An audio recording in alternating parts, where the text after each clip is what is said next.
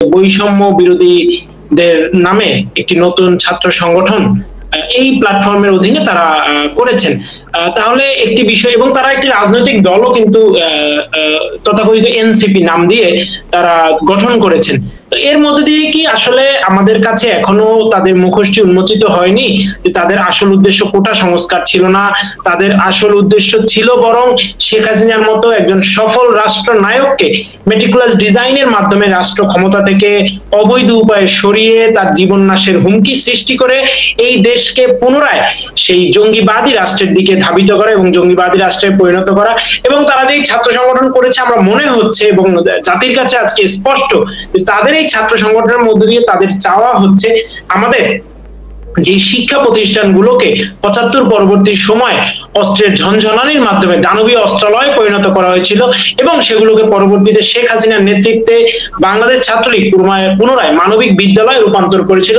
আমাদের সেই মানবিক ধর্মনিরপেক্ষ মুক্তবুদ্ধি চর্চার শিক্ষা প্রতিষ্ঠানগুলোকে পুনরায় যেন তারা এক প্রকার ধর্মান্ধ গোষ্ঠী অভয়ারণ্যে পরিণত করতে চায়, এটাই কিন্তু আমাদের কাছে এখন প্রতীয়মান হচ্ছে। এবং আমরা বলবো যে এদেশের সাধারণ শিক্ষার্থীদের আবেগকে, এদেশের সাধারণ শিক্ষার্থীদের মানসিকতাকে, এদেশের শিক্ষার্থীদের যে চিন্তা চেতনা ধ্যান ধারণা ছিল সেগুলোকে এক প্রকার চিটারি করে, ফ্রডারি করে, 420 করে তারা কিন্তু তাদের ইমোশনকে কাজে লাগিয়ে তাদের রক্তগুলোকে রাজপথে ঢেলে দিয়ে মেটিকুলাস ডিজাইনের মাধ্যমে স্নাইপার দিয়ে এই শিক্ষার্থীদেরকে গুলি করে তাদের ইমোশনকে আবার কাজে লাগিয়ে শেখ হাসিনার বিরুদ্ধে ভরকে দিয়ে তারা এই কোমলমতি শিক্ষার্থীদের মধ্যে রাজাকার স্লোগানটিকে উস্কে দিয়ে ভুলভাবে উপস্থাপন করে তারা শেখ হাসিনার এই বিপত্তি ঘটিয়ে তারা কিন্তু আজকে আবারও শিক্ষার্থীদের এই ইমোশন নিয়ে খেলা করছে। এবং শিক্ষার্থীরা এখন বুঝতে পারছে যে আমরা আগেই ভালো ছিলাম, আমরা ভুল করেছিলাম, আমাদেরকে মেটিকুলাস ডিজাইনের মাধ্যমে ভুল পথে পরিচালনা করা হয়েছিল। এবং আপনি প্রশ্নের মধ্যে একটি লাইন বলেছেন, খুব সুন্দর একটি বিষয়, আপনাকে আনার জন্য ধন্যবাদ, যে আমরা আসলে এই বিষয়টি নিয়ে কোনো চ্যালেঞ্জ ফিল করছি কিনা। দেখুন, 1948 সালের 4 জানুয়ারি জাতির পিতা বঙ্গবন্ধু শেখ মুজিবুর রহমানের হাতে প্রতিষ্ঠার পর থেকে কিন্তু আজ অব্দি ছাত্রলীগ নিয়ে হাজারো ষড়যন্ত্র হয়েছে। এদেশে যখনই কোনো ধর্মান্ধ গোষ্ঠীর, দেশ বিরোধী গোষ্ঠীর, বাংলাদেশের লাল সবুজ পতাকা বিরোধী গোষ্ঠীর আস্ফলন হয়েছে, তখনই কিন্তু ছাত্রলীগের উপরে প্রথম আঘাত করা হয়েছে। এবার তাই এই ধরনের কোন ষড়যন্ত্র, কোন মবতন্ত্র, দেশবিরোধী শক্তির উস্কানি, দেশবিরোধী শক্তির ষড়যন্ত্র, দেশবিরোধী শক্তির হম্বিতম্বিতে আমরা বিন্দু মাত্র বিচলিত নই। কোন নিষেধাজ্ঞা থোড়াই কে আর বাংলাদেশ ছাত্রলীগ করে? কিসের নিষেধাজ্ঞা? একটি অবৈধ, অগণতান্ত্রিক, ফ্যাসিবাদী, দখলদার, গণহত্যাকারী মেটিকুলাস ডিজাইনের মাধ্যমে হাজার হাজার শিক্ষার্থীদেরকে জীবনকে বিপন্ন করে দেওয়া, লক্ষ লক্ষ ছাত্রলীগের নেতাকর্মীর শিক্ষার্থীদের শিক্ষা জীবন থেকে তাদের অধিকার কেড়ে নেওয়া। গণতন্ত্রী বাংলাদেশের সংবিধানে স্পষ্টত উল্লেখ রয়েছে শিক্ষার অধিকার সবার আছে। জাতিসংঘ সনদে শিক্ষা অধিকার বিষয়ে উল্লেখ রয়েছে। মানুষের 5টি মৌলিক অধিকারের অন্যতম হচ্ছে right of education. Nobody has the right to deprive any student from this. এই অধিকার তো কারণেই। তাহলে এই অবৈধ দখলদার জালিম ইউনূস কেন আজকে শিক্ষার্থীদের উপর এই জুলুম করছেন? এবং তার পেটোয়া বাহিনী হিসেবে, যেমনটি আমার সভাপতি ইতিমধ্যে উল্লেখ করেছেন, তার সেফগার্ড হিসেবে, তথাকথিত সেফগার্ড হিসেবে কারা ক্যাম্পাসে ক্যাম্পাসে এই ধরনের অস্থিতিশীল পরিবেশ সৃষ্টি করে চলেছে? কারা আজকে নেতাকর্মীদেরকে, শিক্ষার্থীদেরকে, আপনি তো পরে একটি সংগঠনের নেতাকর্মী, আগে তো আপনি একটি শিক্ষা প্রতিষ্ঠানের শিক্ষার্থী, সেই ক্ষেত্রে কারা আজকে আমার এই শিক্ষার্থীদেরকে, আমার এই ভাইদেরকে, আমার এই বোনদেরকে, আমার এই বন্ধুদেরকে, আমার এই অনুজ অগ্রজদেরকে শিক্ষার অধিকার থেকে বঞ্চিত করছে? এই বৈষম্য বিরোধীদের নামে একটি প্ল্যাটফর্ম করে, যেটি এখন শিক্ষার্থীদের থেকে সম্পূর্ণরূপে বিচ্যুত, এই তথাকথিত প্ল্যাটফর্ম করে, তথাকথিত ছাত্র সংগঠন করে, তথাকথিত রাজনৈতিক দল করে তারা সারা দেশে আজকে এই অবস্থা কায়েম করেছে।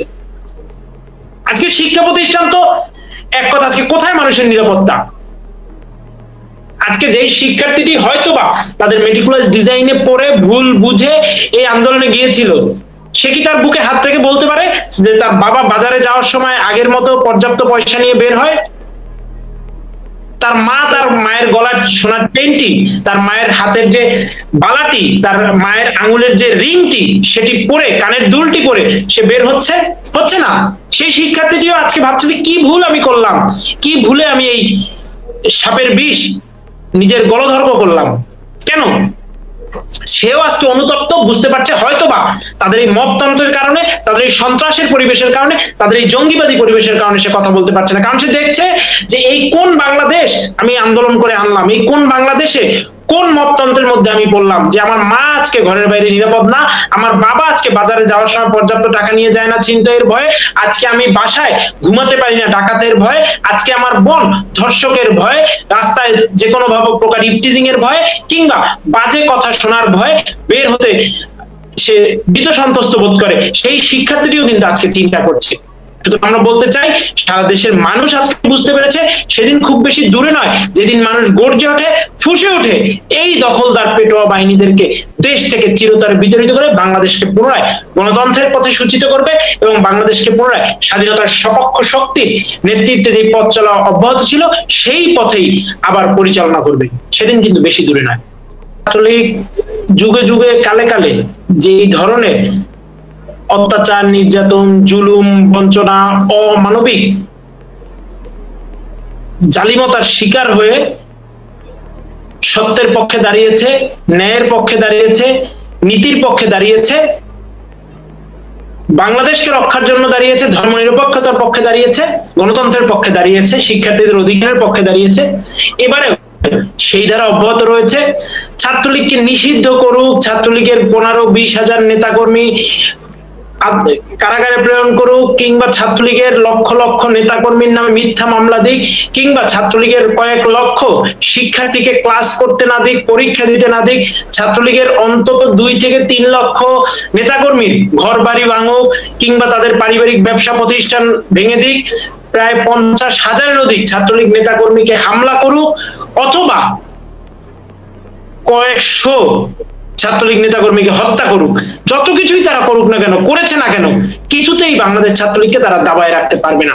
তারা এই কারণেই ছাত্রলীগ নিয়ে ভীত, কথায় কথায় ছাত্রলীগ নিয়ে বক্তব্য দেয়, বিবৃতি দেয়, কারণ তারা জানে যে কারা তাদের এই অচলাবস্থা থেকে দেশকে মুক্ত করে, দেশকে শৃঙ্খল মুক্ত করে পুনরায় একটি স্বাধীন, অবাধ, সুষ্ঠু ধারার দেশে রূপান্তর করতে পারবে। তারা জানে সেটি ছাত্রলীগই করবে এবং এই আশঙ্কা থেকে, এই আতঙ্ক থেকেই তাদের ছাত্রলীগ নিয়ে এত ভয়। আর যেই আলোচনাটি আপনি করছিলেন সেটি হচ্ছে দেখেন শিবিরের তথাকথিত অনুপ্রবেশ। আমরা বলতে চাই আমাদের কোনো ছেলেকে, বাংলাদেশ ছাত্রলীগের আদর্শে বিশ্বাসী কোনো ছেলেকে কোটি টাকা দিয়েও কেউ কি কোনো অন্য সংগঠন করাতে পারবে যে তুমি গোপনীয় ভাবে তুমি ছদ্মবেশ ধারণ করে এই সংগঠনটি করো? আপনি কিছুতে পারবেন না। যেই ছেলে হৃদয়ের মণিকোঠা থেকে জয় বাংলার স্লোগান উচ্চারিত করে, জয় বঙ্গবন্ধুর স্লোগান উচ্চারিত করে, কিছুতেই আপনি সেই ছেলেকে দিয়ে কোনোভাবেই অন্য কোনো সংগঠনে গুপ্তভাবে অনুপ্রবেশ করে কিংবা ছদ্মবেশে লুকিয়ে রাখে কোনো সুযোগ নেই। কিছুতে আপনি পারবেন না আমাদের কোনো ছেলেকে বা কোনো মেয়েকে দিয়ে কাজ করাতে। কিন্তু তারা করেছে, কেন করতে পেরেছে? কারণ তাদের আসলে আদর্শিক ভিত্তি নেই। তারা সবসময় গোপন রাজনীতি বিশ্বাস করে, তারা সবসময় ছলা ছাত্রী কলা কৌশল করায় বিশ্বাস করে এবং এই কারণেই তারা বারবার বাংলাদেশের ছাত্র সমাজ থেকে প্রত্যাখ্যাত হয়।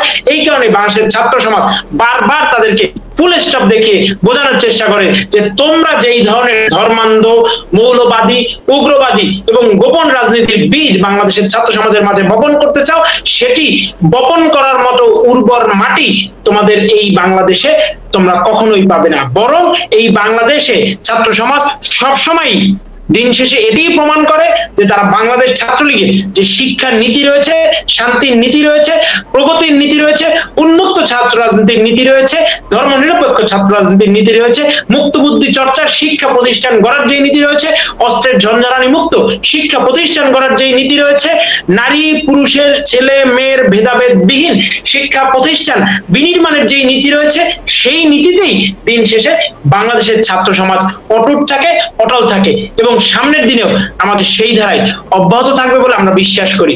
এবং বাংলাদেশ ছাত্রলীগ অবশ্যই এই পরাধীনতার শৃঙ্খল থেকে, এই ভয়ের অবস্থা থেকে, এই ধর্ষকদের উৎপাত থেকে, এই মব সন্ত্রাসের রাজত্ব থেকে এবং এই ডাকাতি, লুণ্ঠন, খুন, হত্যা, ধর্ষণ সবকিছু যে একটি অরাজক মাৎসন্যয় পরিস্থিতি, মগের মুল্লুকের অবস্থা, এই অবস্থা থেকে উত্তরণে নেতৃত্ব দিয়ে বাংলাদেশ ছাত্রলীগ পুনরায় এই বাংলাদেশে শান্তির সুবাতাস বইয়ে দিবে, এটি আমরা নিশ্চিতভাবেই বলতে পারি। কোনোভাবেই কোনো বাধা দিয়ে বাংলাদেশ ছাত্রলীগের নেতাকর্মীদের আটকে রাখা সম্ভব না। আজকে আপনারা দেখেছেন বাংলাদেশ ছাত্রলীগের যে জয় বাংলা দেয়াল লিখন কর্মসূচি, দেশের লক্ষ লক্ষ স্কয়ার মিটার দেয়ালে কিন্তু বাংলাদেশ ছাত্রলীগের নেতাকর্মীরা জয় বাংলা দেয়াল লিখন করেছে।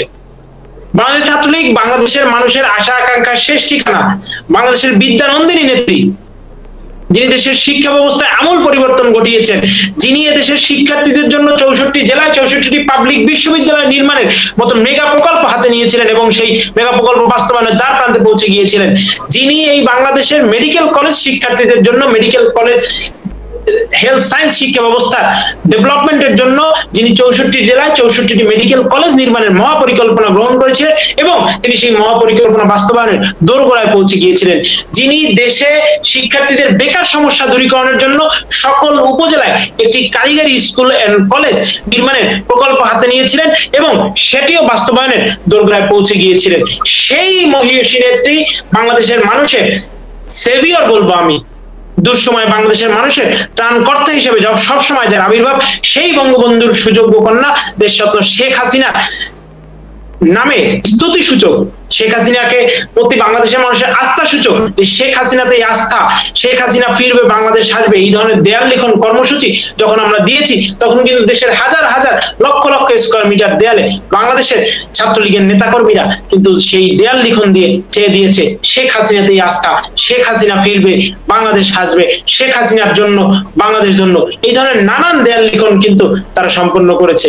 এবং এই স্বাধীনতার মার্চ মাস, এই মাসে বাংলাদেশ ছাত্রলীগের নেতাকর্মীরা সবাই যার যার জায়গা থেকে যে কোনো মূল্যে অবশ্যই আমাদের দলীয় কর্মসূচিগুলো আমাদের